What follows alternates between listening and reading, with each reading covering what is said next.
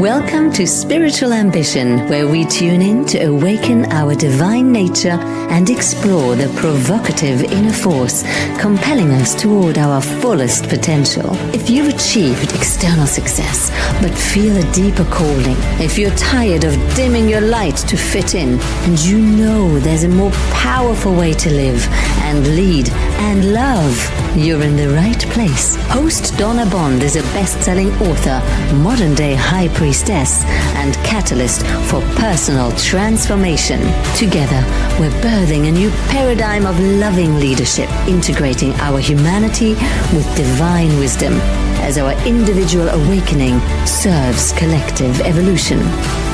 Here's your host of Spiritual Ambition, Donna Bond.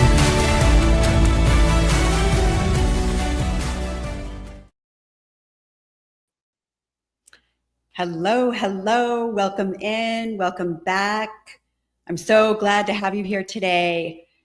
If the only thing standing between you and your soul's destiny is your ego's fear of being outgrown, then this episode is for you.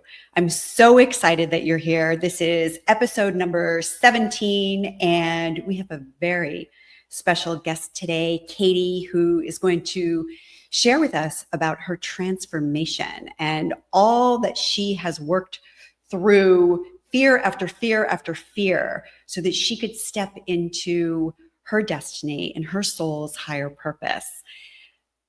I'm Donna Bond. I'm so glad to have you here. We're going to start like we start every single show, calling in the light. Wherever you are, unless, of course, you're operating heavy machinery or driving a car, go ahead and close your eyes for just a moment. We're going to turn our attention inward as we hold the intention here for spiritual ambition to experience our divine nature. I'd like to invite you to just take a nice, deep, cleansing inhalation. Go ahead and just let that go. Infinite universe, we call ourselves forward into your loving.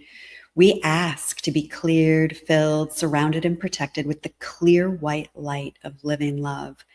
We ask that any karma, negativity, imbalance, any distress, discomfort, dis-ease, any misalignment, misidentification, misunderstanding, any energy or vibrational frequency that is vibrating at anything less than the frequency of divine loving that may be residing anywhere in our consciousness, whether you're here live with us today or you're watching the recording, we ask that anything with a resonant frequency less than divine loving be lifted and transmuted at this time, taken to the highest realms of light and sound, and dispersed back into the nothingness. Into this space, we recognize grace and peace and light and love and courage, aliveness, ecstatic nature of our being. We acknowledge and we welcome only those divine beings of light who love each one of us unconditionally, who work for the divine plan and who work for the light. We welcome only you into our sacred space here today. We ask for your support and assistance in bringing forward healing, revelation, and wisdom of the heart forward for everyone here taking place in this process. We are so grateful for this and more. We say thank you, and so be it.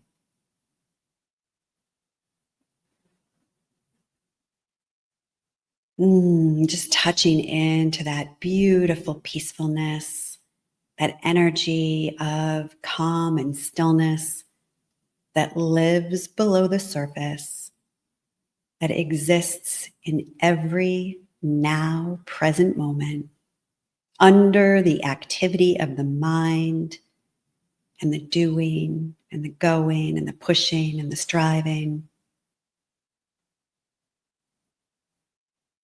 Just drinking it in, and noticing how your nervous system loves that peace. Noticing that your nervous system recognizes that peace and that safety, that calm, that groundedness, that anchoring. And as we allow ourselves to tap into that, we transmute any fear. We alchemize any nervousness, any anxiety, any trepidation, any withholding, any clutching or gripping, any fear. And fear is created by our mind, by our ego. And, there's three kinds of fear. There's primal fear, there's rational fear, and there's irrational fear. And primal fear is like if you're getting chased by a tiger, like it's real, you're afraid. Rational fear is like you lose your kid in a crowd, and that is a real fear, right? Because it's something that's actually happening in the moment. But irrational fear is what I like to call dreaming up a drama. And when we're dreaming up a drama, we are, Brene Brown calls it negative future fantasy. We are conjuring up some terrible thing that's going to happen. And we do this in our mind. And this is quite literally how we talk ourselves out of our dreams. It's how we sabotage the dreams of our heart. And so today we have a very special guest, someone who I love and adore, who I have had the privilege and honor of supporting for many years now. Katie and I met in Sedona, Arizona. I think it was 2021. And Katie attended the revitalization retreat that I was facilitating there in Sedona. And we'll ask Katie to share a little bit about the fear that she had to work through in order to even get herself to that retreat. But since then, Katie has moved herself through fear after fear after fear in courageous pursuit of her dreams. And this is really available to you, to the people you love, to your family, to your friends. We are each here to make a sacred contribution to this life. You're a puzzle piece that matters. Your contribution matters. Your energy matters. Your thoughts matter. Your expression matters. You are a part of the whole. And you're bringing forward your heart's desire is part of the fulfillment of the whole. It's part of your own personal fulfillment, and it's part of the fulfillment of the whole. And so when we allow fear to paralyze us and destabilize us and talk us out of the contribution that we are here to make, it's really a disservice. It's a disservice not only to ourselves, but to the world and to what it is we are all here to do and to contribute. We're going to bring Katie on in just a moment. But before that, we're going to send light. As we always do on every episode of Spiritual Ambition, we have our sacred circle of light. And this is where we intentionally come together and we send love and light and upliftment around the globe to whoever might need it. And so straight away, I am sending the light to my parents because I just received a text message from my mother that my stepdad has taken a fall and he's in the hospital and he's fractured a couple of ribs and it looks like he's going to be in the hospital for a couple of days. So Betty and Bob, we are absolutely sending the light out to you. Also, there have been submissions for light to be sent to Don and Celia, to David. We're going to send the light out to Katie and Kelly. And if there is anyone that you're holding in your heart that you know needs upliftment, we're going to send love and light around the world to anyone who might be in struggle right now, to anyone who is experiencing real fear, anyone who might be in a war zone, anyone who is suffering through loss or devastation. If you have the name of a loved one or a friend or even a neighbor, somebody who you don't know, but you know that they're in struggle, you can submit their name here to the show by visiting spiritualambitionsacredlight.com, and you can submit their name and we will include them in our beautiful sacred circle. So we just take that moment now in silence and we send the light.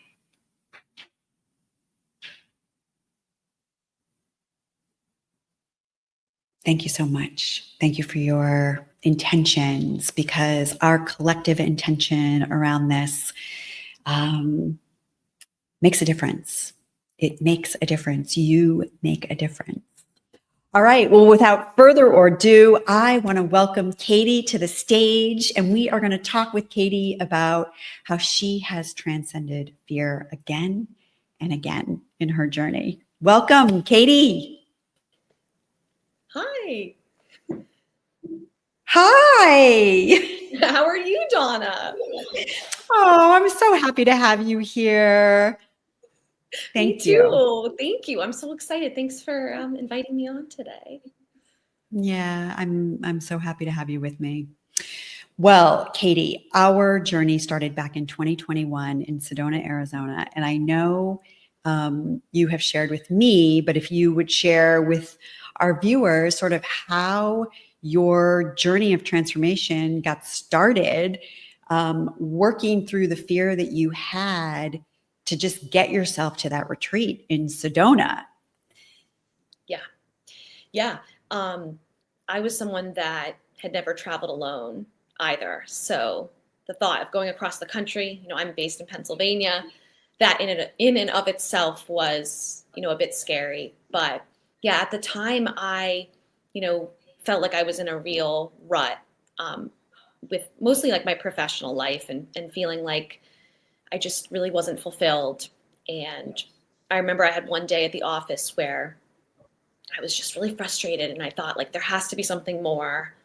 I felt like, Katie, are you going to keep doing this when like there's something out there that could like light up your soul? So coincidentally, I had seen something on Instagram of someone that I had followed had gone on a retreat. And I was like, oh, that's interesting. I never thought of doing that. And I immediately had this like kind of inner voice being like, you need to go out to Arizona. And it didn't make any sense, but it was like, that's where like you need to go do this retreat. So I was like, okay. So I did a little research and I had seen some different ones and nothing really seemed in alignment. And then yours popped up and I was like, yes, it was talking a lot about fear and courage. And that's right where I was. I knew that I wanted to make a change and I wanted to like be living a life that was just more in alignment with like what I want to experience in the world. And yeah, as much as I was scared, I had this clear inner voice that was like, I'm doing it no matter what. And it was like the best decision I ever made. So. Can you share a little bit more about those actual fears at the time? I heard you say like traveling across the country, you've never done anything like this before. So there was that, unfamiliarity. But what was underneath that, Katie? Like, what were the deeper fears that were sort of operating in you at that time? And like, take yourself back, because you have been through so many evolutions since then. Yeah. But thinking back to that time. Yeah, I'm trying to like transport myself back there, and it, in some ways it feels far away, and in other ways it doesn't. But yeah, I think it was the kind of the fear of change itself. Like, what will that look like? Will I be able to actually do it? Even if I were to realize, okay, this is what I want to work on, or this is, maybe I want to start a new career, but like even realizing that, like, will I have the courage to make that jump? I think also in terms of the retreat, like just being vulnerable with strangers and really kind of opening up and, hoping that like I could get out of it what I was looking to gain from it. And then on the flip side of that, though, it's interesting. The fear of like my life staying the way it was, I was almost more afraid of that. Like I think everyone has to be to the point where they're ready. And I think at that point I was like, I need to make a change. And that fear was sort of greater than the other underlying fears. Yes, beautiful. I love that you brought that forward, because that is such a great aha, and it's such a great contemplation for people.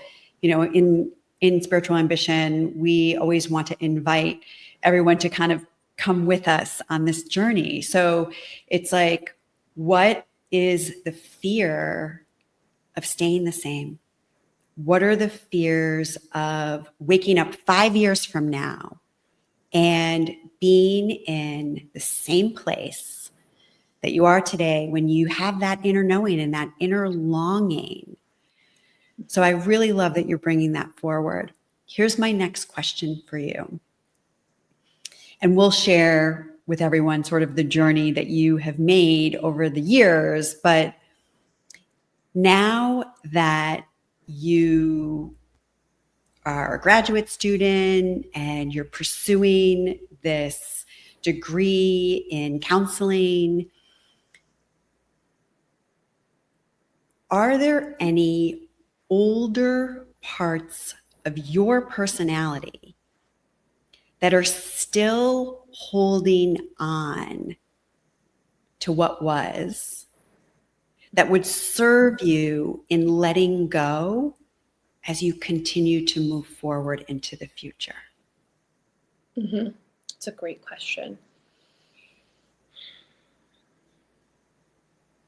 I think I want to invite you into your heart on this one. yes. I think sometimes I hold on still to like an older story that, reaching your goals is difficult and scary. And, do I have what it takes to get there? And then I sort of check in with like the current version of myself. And I kind of look at the past few years and I'm like, yeah, like I've been showing up and I've moved myself through this program, and now I'm seeing clients. And I think sometimes that older version of myself, sometimes that voice will still pop in and sort of remind me of maybe how I used to be, in terms of like maybe being stuck in more of like a stagnant place. I definitely still deal with fear, like even now, and anxiety. But from my own personal experience, I know that like all the gifts are on the other side of that. And like my goals and my dreams are so important that like I'm willing to still move through the fear and feel it, if that makes sense. Yeah, it definitely does. So what is the guidance that you would give yourself and that you're going to share with our viewers today? What is the guidance that you give yourself when that fear comes up today? And knowing what you just said, that all of the gifts are on the other side of it. Mm-hmm. how do you work with yourself, Katie, to move through the fear? Mm-hmm.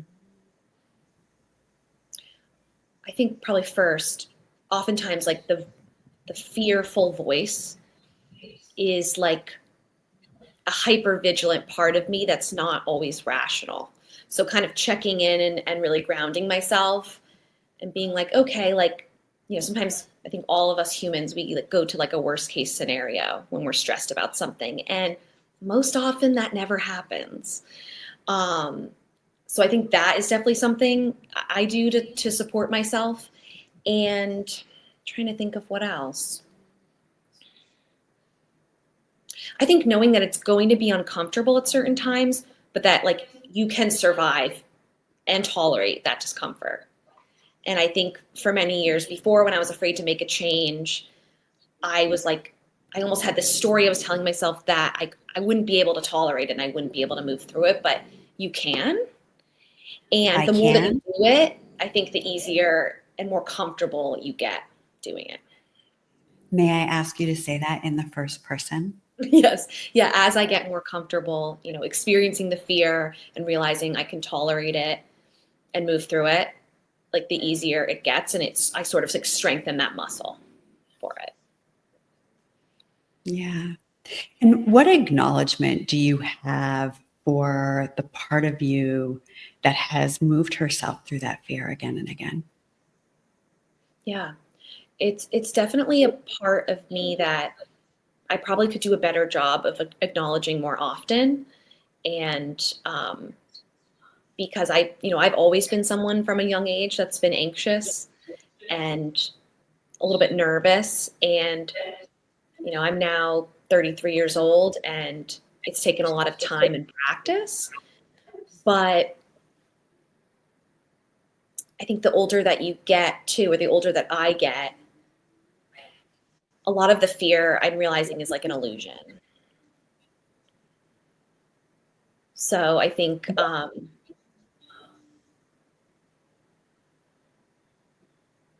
I think it's important though to acknowledge myself on a more regular basis to kind of recognize my growth and to kind of use that as fuel that like I can keep going and I can keep growing. And it's also just like an act of self-love to be able to be like, yeah, like I did that and I'm moving through difficult things. And that's really important, like that relationship for yourself, that unconditional positive regard for yourself. Yes, Carl Rogers, unconditional positive. Yeah, so beautiful. Yeah. Remember from my school days. Yes. Katie, would you be willing to share a little bit more with us about the anxiety? I know that this has really been a struggle for you for your whole life, dealing with, this like undercurrent of anxiety that is just below the surface. And I'm wondering if you would be willing to share with us a little bit more about how you experienced that, about how you've understood working with it. Mm-hmm. Yeah. Yeah, definitely the anxiety and the fear is something that I've dealt with since as far as I can remember. Like my mom sort of jokes sometimes that she remembers when I was maybe 2 or 3 that when the fireworks would go off, I would hide like under the bench. So I was always a little bit of like a sensitive person and just like kind of carrying fear around even at a young age in school. If I had a test, I would get so nervous and I would feel it physiologically too, like the heart pounding and the, pit in my stomach. And I think it was a lot of just really worrying about that worst case scenario and really experiencing it, even though it wasn't actually happening. And almost always it never would happen. So it was a pattern that I wasn't aware was really happening until I started getting into my own therapy and sort of having my counselor just sort of give me that outside perspective that, you're letting that story that you've mentioned spiral, and just really take a life of its own. But really, like, if you really look at it and check it, oftentimes it's based in like irrational fears. And then also on the other side of that, like, even if that were to happen, I feel like everything always works out too. Mm. or you just find a way to deal with it. So I think just as I'm getting older, more confidence in myself. But now, I mean, today when I deal with it, I really acknowledge it. And I think for like in my younger years, I would just kind of let it take hold, or I'd push it away. And now I kind of really acknowledge it and be like, okay, like this is what's going on, and really process it and really kind of check some of those lies that I'm telling myself, and also just having the trust in myself that I can handle whatever life throws at me. And then also calling on God and a higher power to like help support me too, because I don't have to be in it alone. I think for so long I felt like I really had to just white knuckle it and just push through. Yes. Oh, I just love everything that you're sharing. And, it's so interesting. I was just going back and reviewing the chapter 9 in my book, which is The Alchemy of Fear. And I teach a whole segment on this in Empower the Authentic You. And the first step, because I give the 7 steps to what you need to do to move through your fear. And the first step is to acknowledge it. And so I love hearing you talk about this. And I think I even might have used your line about, what are the lies that I'm telling myself? But it's having enough awareness to create that time and space to say, okay, what is really going on here? What are the lies that I'm telling myself when we're into these spaces of irrationalness? Because these are connected to other fears about things that aren't even true. So Yes. I have a gift for everybody who is watching the show today. If you visit www.being-courageous.com, you can download the 7 steps that you need to work with to alchemize your fear, to transcend your fear into courage. So being-courageous.com, and that's a little free gift for you if you want to take that. All right, Katie, I want you to bring us to one of the moments. And, I know there's been a lot of moments since you and I met in 2021, beyond just you getting yourself to Sedona and getting yourself into that retreat and starting your journey of transformation. But can you walk us through one of the big fears that you took action on, right? And I think that this is also a really important point that I'd like to make and that I'd like you to speak to is it's the actual action that moves us through our fear. And can you share with us the nitty gritty, the details of one of the big actions that you took? And let's go back a few years, let's go back a few years to the beginning of the journey. Yes. Okay. Yeah, because I remember when we met in 2021, at that point, I had some ideas about maybe what I wanted to do career-wise that I felt would be more fulfilling. But I wasn't entirely set on it. And I think I needed some time to, think it through. And always I think since high school, I've always been very interested in psychology. And I remember I took a psychology course, and I remember thinking, this is what I want to study in college. Once I got into that whole process, my family sort of encouraged me to maybe go to business school. That might be a more useful degree. So at that point in my life, I was like, all right, yeah, they probably know better than me. So I went through that. And, but then still psychology was always sort of in my mind. And I thought about, probably all through my 20s, maybe I should just go back to school and get a psychology degree or counseling degree. And I would love to sit with clients and just hear people's stories and help give them tools to live a happier, more productive, more meaningful life. And I remember I think it was May or June of 2023. And I'd been doing some loose research on programs, and the program that I'm now in popped up, and the deadline was coming up. And it was I was at the edge of the cliff. I need to either like I need to act now, or, you know, I'm going to miss the deadline and I might have to wait an entire school year. And yeah, it was like, in some ways it would have been easier for me to just continue living the way I had been living, doing the work that I was doing. And the thought of, it was sort of like, yeah, the unknown, like, I don't know, I might start this program and it might not be the right fit. So I had to kind of just be like, I have to take this leap in order to know, like, if this will be the right fit. I won't know unless I try. And I just felt this like strong inner pull, like, you need to just try this. You need to just do this. And I applied and I got in, and I honestly didn't think it through that much. I was like, all right, I'm just going to like jump in. And I definitely have an inner feeling that like this could be something that could be like my life's work. And I won't know until I try it. I felt like I had nothing to lose, in a sense. So, yeah.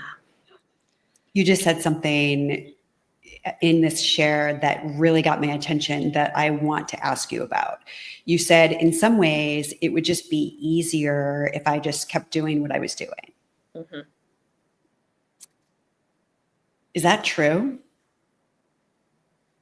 Yeah, actually, it's not true, because what I was doing wasn't working for me, and I was like deeply unfulfilled. So maybe like logistically it would have been easier to just continue on and not have to apply and all that sort of stuff. But like internally, in like my mind and my soul, it actually would not have been. Yeah. Logistically. So sometimes we let effort talk us out of our dreams. Mm-hmm. Does that feel true? Yeah, I mean, it definitely felt like even the application process itself was sort of arduous. And then, you know, having to basically go into a whole new career field and having to, you know, let my family know that like I wasn't going to be working in the family business anymore. And like all those sort of practicalities at first was like, oh, that feels like a lot. And again, what I mentioned earlier, like in my mind, I made it out to be like, oh, almost like excuses, like, oh, I have this obstacle and this obstacle and this obstacle. But then once I kind of got moving on it, I was like, okay, that wasn't so bad, you know? So I think, again, that goes back to what I was saying, that like the fear that you have around something in your mind, or at least for me, it never ends up being that scary or that painful, but your mind can really convince you of that. Yeah. Why do you think your mind does that? I think it's like a primal protection mechanism or something. I think like with change, and there's no guarantees. And so I think sometimes it's like easier for humans just to keep on going with their same familiar every day, because it's familiar. Yeah. How would you rate your level of satisfaction with your life today on a scale of 1 to 10? Like 10 being the most and 1 being, you know, it sucks. Yeah. I mean, I would say, I would want to say 10. I would say maybe a 9 right now, only because as much as I am enjoying school, it's a beast, you know, because I'm doing my classes and I'm doing my internship, and it's so wonderful, but it is by design a stressful experience. So I would say the 9 would be just accounting for like the stress of graduate school, which anyone who's done graduate school knows. But yeah, like I just feel very much like I'm in the right line of work, and I feel like, you know, okay, that, you know, career is important and everything, but it's like more than that. Like I feel like I'm living my purpose as like a human being, and I want to help others. And that is just such a fulfilling, grounding reality. And I think I felt very, I felt like years prior that I wasn't living up to my potential, and my heart and soul were not in what I was doing. And that was really painful. Yeah. Yeah. So if you hadn't submitted your application, you thought things through and maybe would have talked yourself out of it. I love that you said that. Like you didn't really think things through. You just like went for it. Like I love that. And I actually think that that is a strategy sometimes to step us past the fear that the ego has in a way where like the ego doesn't get to have too much of a negotiation around it because we have just like tiptoed our way through and past whatever it was, you know? So I love that you said that. But my question to you is this: if you hadn't submitted that application, and we're going to talk about the things that led up to submitting the application and the fears that you had to work through in order to submit that application in a minute. But if you had never done it, where would you rate your level of satisfaction, your level of fulfillment with your life on a scale of 1 to 10? Ooh.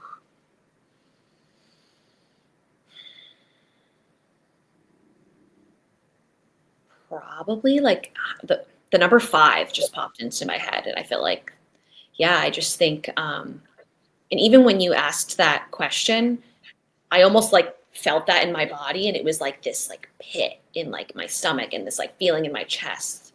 So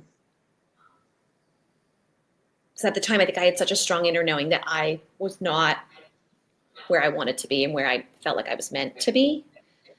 And it was painful, and I would feel it physically, emotionally.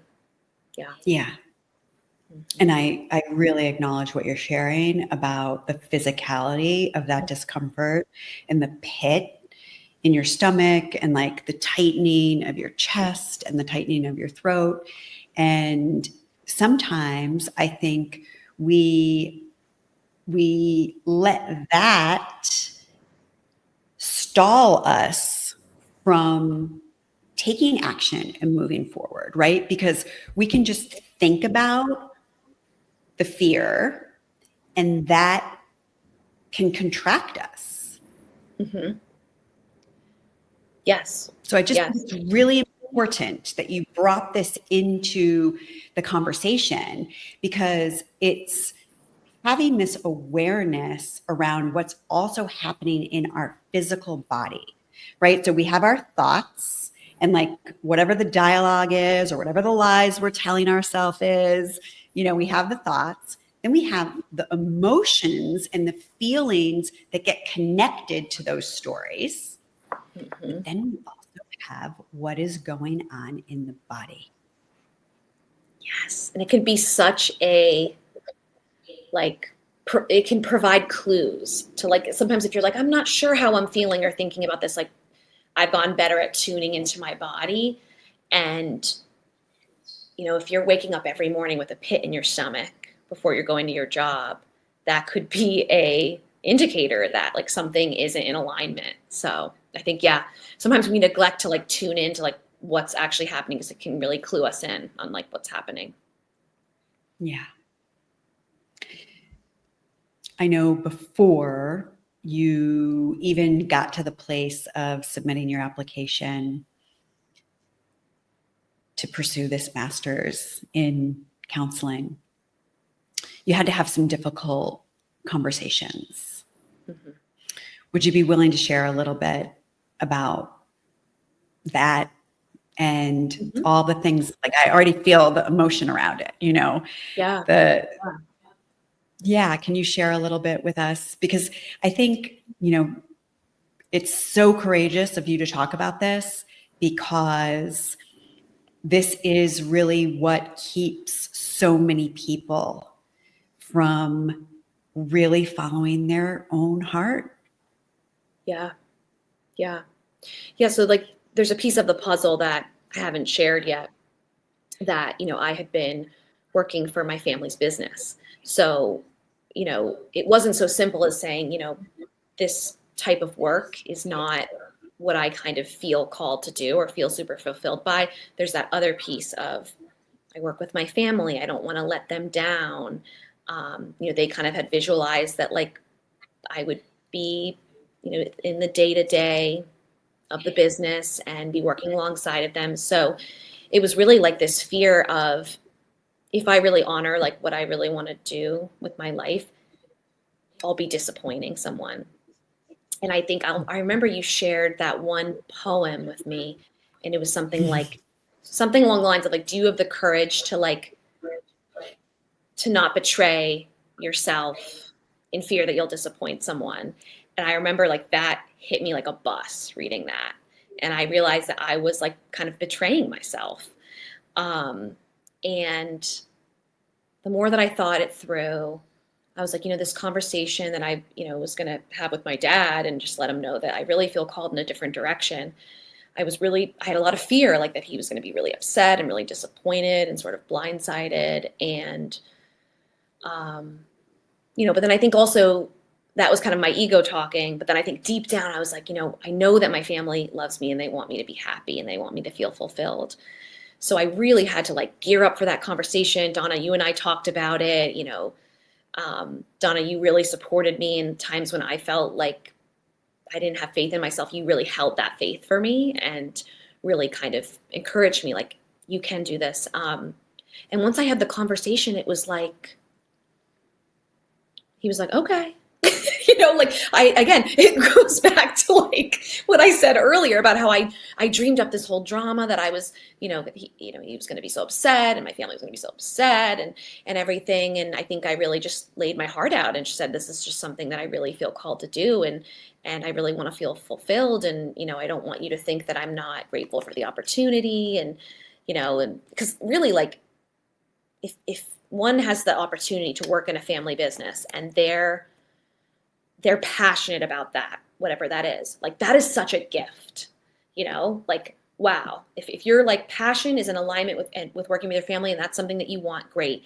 For me, it was like, I just felt so called to psychology and it didn't really make sense, on paper. It would have probably made more sense for me to stick with the family business. But yeah, it was like, I had to kind of get comfortable with, I may disappoint people, and it's okay for me to like honor my own wishes and dreams.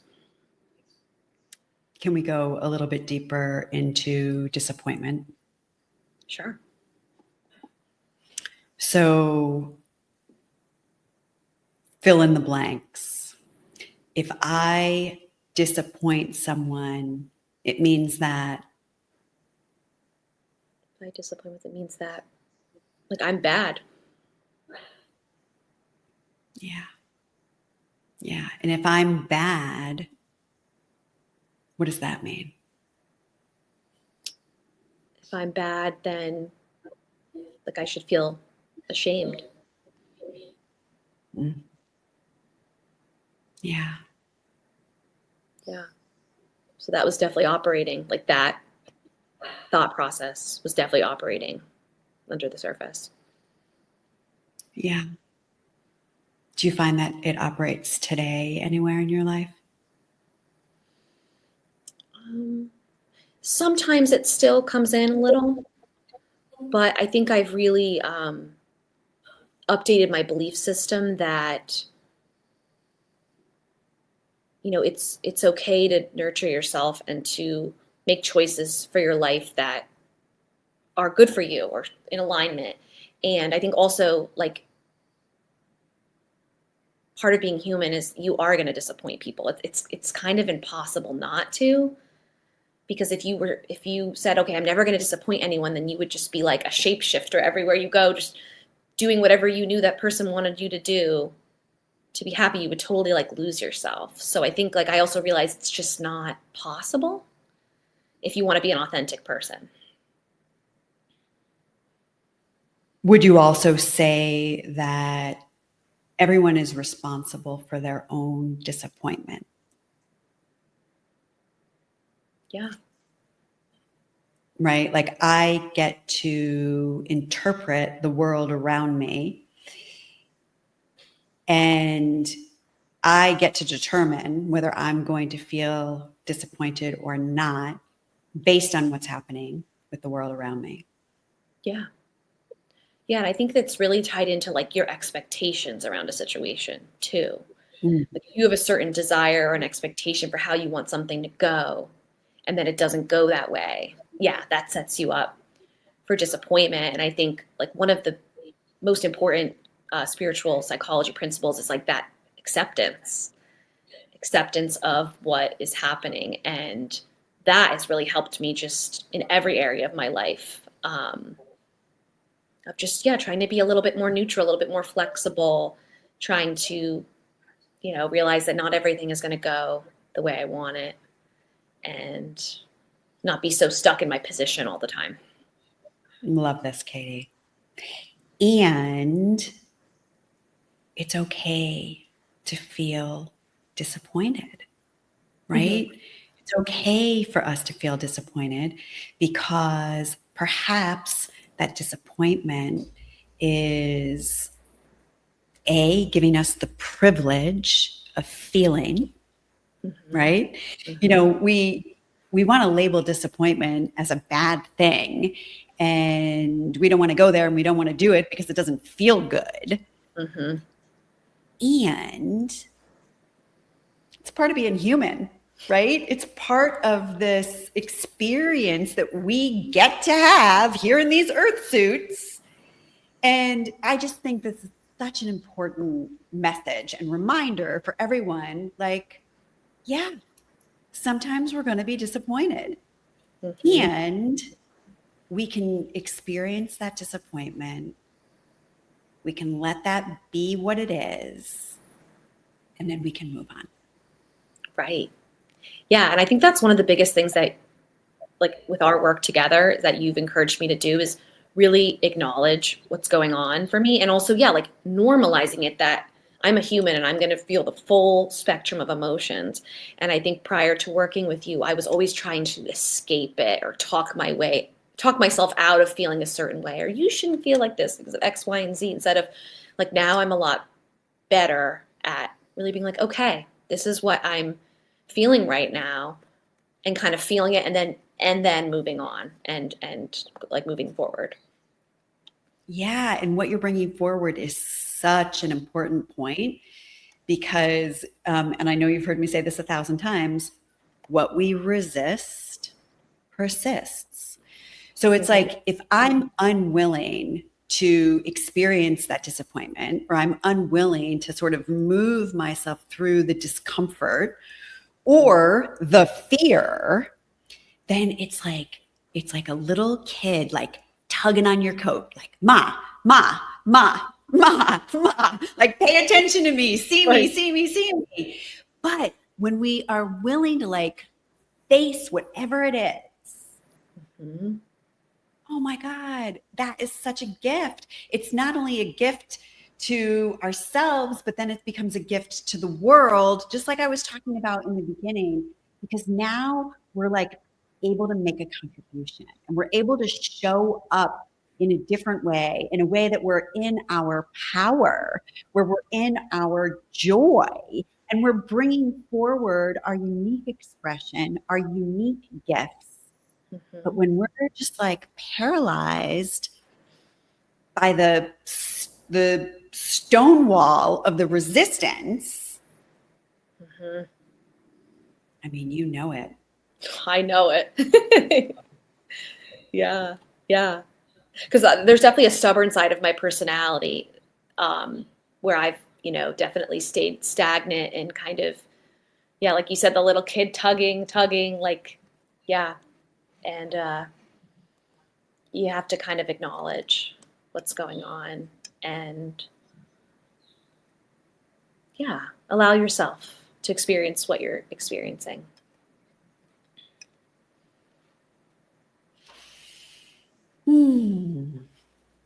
All right, let me see here. So you have proven that you can feel the fear and do it anyway. You're living proof that breaking free from where you were, enrolling in this counseling program, and maintaining a track record of straight A's across the board to be able to pursue your dreams. What is the next edge that your soul is calling you towards, that maybe your ego is still like trying to put on the brakes? Like what's next for you that you're being called towards? Because as you know, right, and as we've talked about so many times, this isn't linear. We don't just like make it through the fear and then we're like, yeah, man, I'm done, I'm out. We keep going. So there's always like the next thing and the next thing. So true. So true.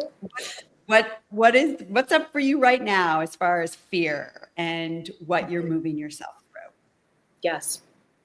Well, so I started my practicum internship in May. So basically what that is, it's part of the counseling graduate program where you start seeing clients and you're supervised.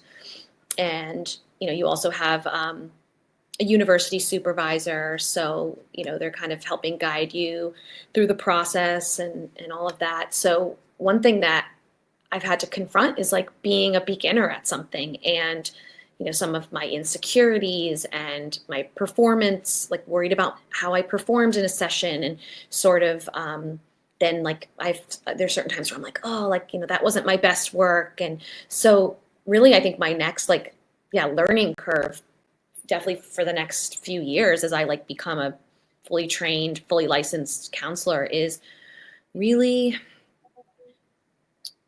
being gentle with myself. And by that, I mean like accepting where I am in the learning process and letting go of this like perfection. I have a little bit of like this perfectionist standard in my mind of wanting to do everything perfect. And, I've realized that if I were to continue with that, like that's going to really set me up for a lot of pain, because no one's perfect. Not even the most seasoned professionals are perfect.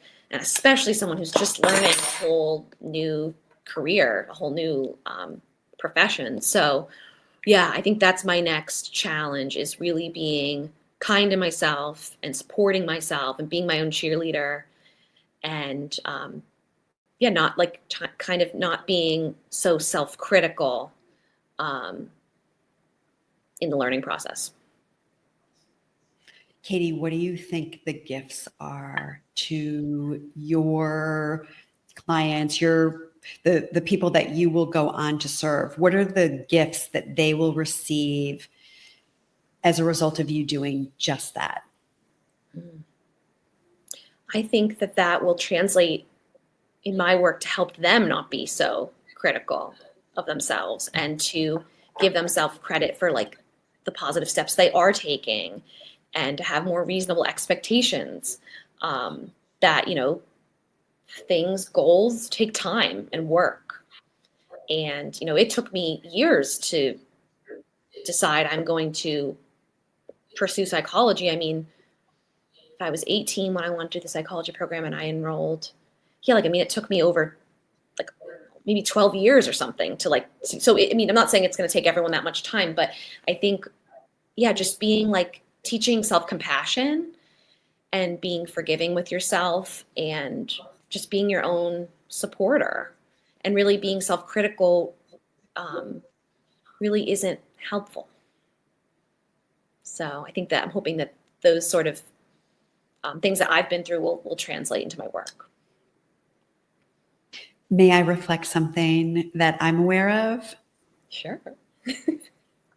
You are so smart, and you're so clever, and you're so funny. And when you're like relaxed and in the moment and you're being yourself, you always come up with like the way of seeing something that is so fantastic that if you're feeling constrained in any way, like that doesn't naturally come forward. And you have this really gorgeous expression, like the truth of who you are, that is so playful and so warm and so compassionate and fun. And I know, because I've had the privilege and honor of sharing so much intimate time with you. But I know when I see you like really relaxed and really being yourself, it's magic. Like you have a magic that comes forward. And so I just wanted to reflect that to you.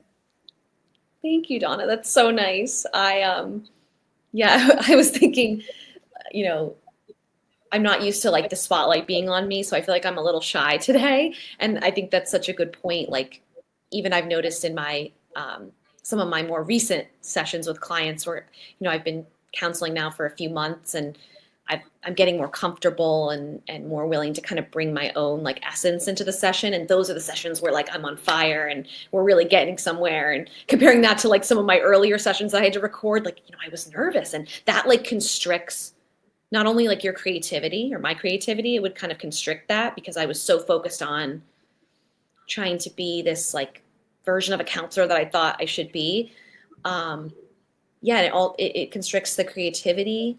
And it also constricts like, you kind of me being able to bring my personality a little bit and my own uniqueness as a counselor into it. So I think, relaxing and really kind of tuning in and that's where the magic happens. Yes. Katie, thank you so much for being with us today and for your authentic and vulnerable share, and just sharing how you have moved yourself through so much fear in pursuit of your dreams. And I just really acknowledge like every single step that you've taken. Like we've barely covered the surface of the number of things that you have moved yourself through, but I just really honor your process and who you are and the way that you keep showing up for your dreams. So thank you so much for being with us today. Thank you for having me. It's really been an honor, and I hope that, some of what I've gone through can help others. And, I'm still every day, learning to face my fear, and the journey's never done, but I just keep on showing up is what I tell myself. So amazing. Well, we're going to do the celebration of love's alchemy right now. And so please stay with us, because the celebration of love's alchemy is a gentle pause to recognize the extraordinary magic woven through our everyday lives. And every episode, we take a moment of loving celebration for something that might seem ordinary or contrary at first glance, but it holds within it a spark of brilliance as we celebrate and remind ourselves why we chose to take a body and to come here to human land. From the sweetness of a juicy orange to the blessing of an emotional trigger, we turn our attention to the less obvious causes for celebration and the little things that we might take for granted. So through our loving appreciation and gratitude, we uplift ourselves and the vibration with the power of love as we send ripples of good juju out and across the planet. As alchemists of upliftment, we're turning the seemingly mundane into marbles of magnificence as we see the whole human experience as the alchemy to our wisdom. So I'll give you one guess of where we're going to bring our love today. Any ideas? Wait for it. Fear. We're going to bring our love to the fear. And that really is how we transcend it, how we transmute it, how we dissolve it, is we bring our love to it. So our fear is this devoted protector. That's what it's trying to do. It is protecting us from the unknown, from things that it imagines will happen. So we just honor that. We honor the fear as our devoted protector who is trying to keep us safe. And through love, we transform that into conscious discernment. And you have certainly done that. You have transformed your fear into conscious discernment again and again, really pulling apart the lies that we tell ourselves and being able to identify like what the real risk looks like, what it doesn't, and being willing to take action, maybe without thinking things through too hard, to just sort of see what happens, where the chip's going to land. Fear is also a beautiful indicator of our growth. It's a reliable sign that tells us we're on the edge of what we have known, right? Like we're butting up against what was familiar and charting ourselves into a territory of something that is new. And when we're entering into something that is new, there's always that trepidation, right? Because the ego wants to have that feeling of safety. It wants to know its way around. It wants to feel like it has all of the answers. And it likes safety and surety. So anytime we're coming up against that edge, that fear flag is going to get sent up. So we can just say, my God, I must be on the brink of growth. I must be on the edge of an evolution. Fear is really that invitation to surface the lies that we tell ourselves.